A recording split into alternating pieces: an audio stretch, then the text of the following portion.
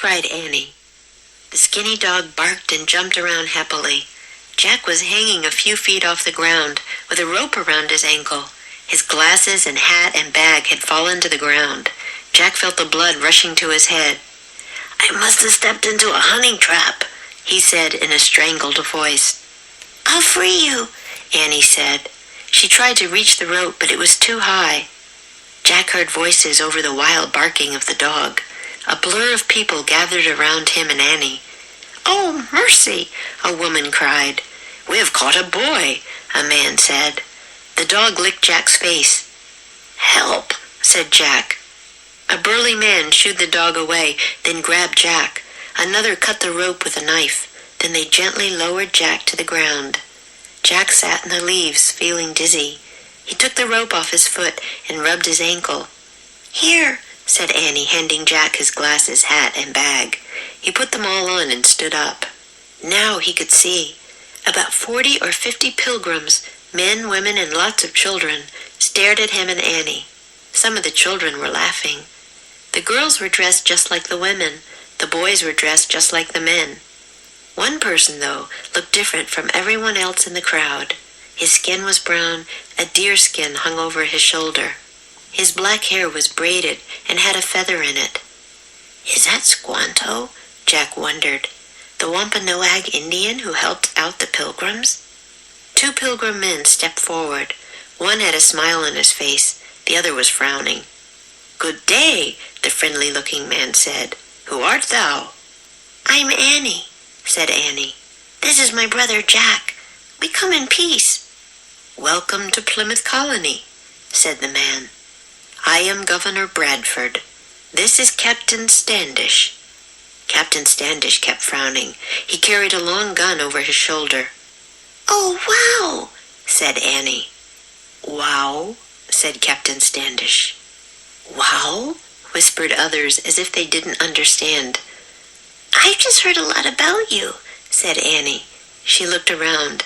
"Is Priscilla here?" "Shh," whispered Jack. "I am Priscilla," said a young woman. She looked about 17 or 18.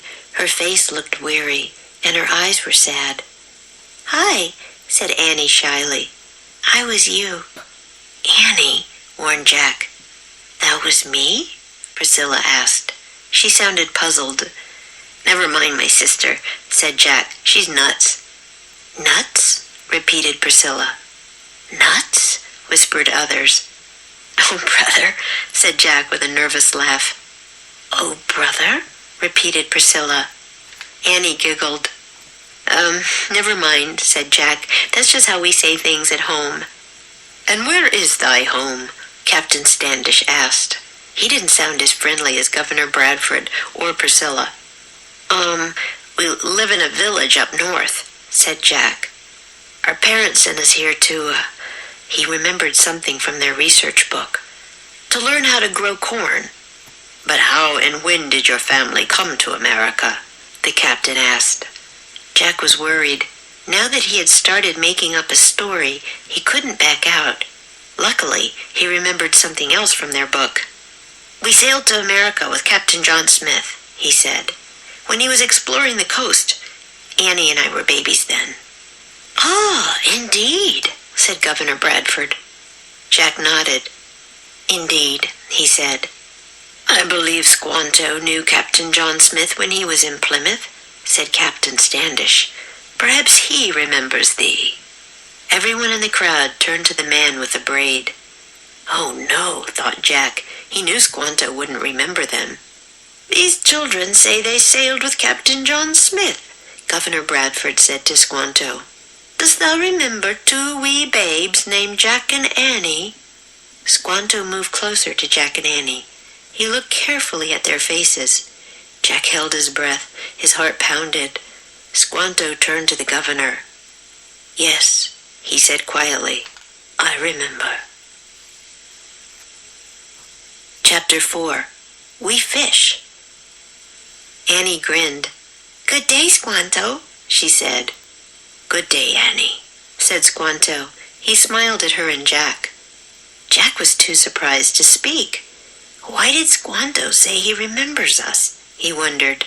Is he mistaking us for two other kids? Captain Standish looked surprised too, but Governor Bradford smiled warmly. "'Tis a wonder," he said. "We welcome all the small folks sent to us. Children are a gift from God, no matter where they come from." "That's a nice way of looking at things," Jack thought. Just then a boy ran up. "Chief Massasoit is here with 90 men," he shouted. The boy pointed to a long line of men walking down a path near a cornfield. Chief Massasoit walked ahead of the others. His face was painted red. He wore a fur robe and white beads. Governor Bradford, Captain Standish, and Squanto went to meet the visitors. "Mercy," a pilgrim woman whispered. All the pilgrims looked worried. "Art thou afraid?" Annie asked. "Oh, no," said Priscilla. "We invited Chief Massasoit and his men to our harvest feast, but we did not expect so many. We have not prepared enough food." Governor Bradford and Squanto spoke to the chief. Then Squanto led a number of men into the woods, and the governor walked back to the pilgrims.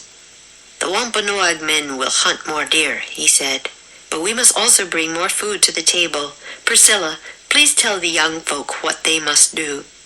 The grown-ups went back to the village as the pilgrim kids gathered around Priscilla. She told some to carry water or set up tables. She told others to gather vegetables or hunt small animals. Once the kids were given their jobs, they rushed off to do them. Finally, only Jack, Annie, and a small girl holding a big basket were left. "Jack, would thou like to go fowling with the boys?" Priscilla asked him. She pointed to a group of boys who had just headed off with the dog. Jack stared at her in panic. What does she mean? He wondered. "What's fowling?" Annie asked.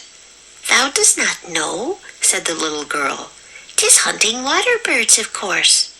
"Jack doesn't know how to do that," said Annie. "'Tis true. How dost thou eat and live?" the little girl asked curiously. Jack froze. "We catch fish," said Annie. "We do?" thought Jack. "Ah, good," said Priscilla. "Then I bid thee bring back as many eels and clams as thou can. We have near 150 mouths to feed." Priscilla took the basket from the small girl and gave it to Annie. "We will see thee later," Priscilla said, waving. "Mary and I must go help with the cooking." Said Jack. But before he could ask any questions, Priscilla and the little girl started back to the village. ㅅ매직트리하우스 Book 27 Thanksgiving on Thursday Chapter 3 and 4. Chapter 3 Wow! Shoo away. A burly man shooed the dog away, then grabbed Jack. Feel dizzy. Jack sat in the leaves, feeling dizzy. That's just how we say things at home. Up north. We live in a village up north. Make up a story. Now that he had started making up a story, he couldn't back out. Chapter 4 We fish. No matter where. Children are a gift from God no matter where they come from. Be afraid. Art thou afraid? To go fowling. Jack, would thou like to go fowling with the boys? Have mouths to feed. We have near 150 mouths to feed. Practice makes perfect.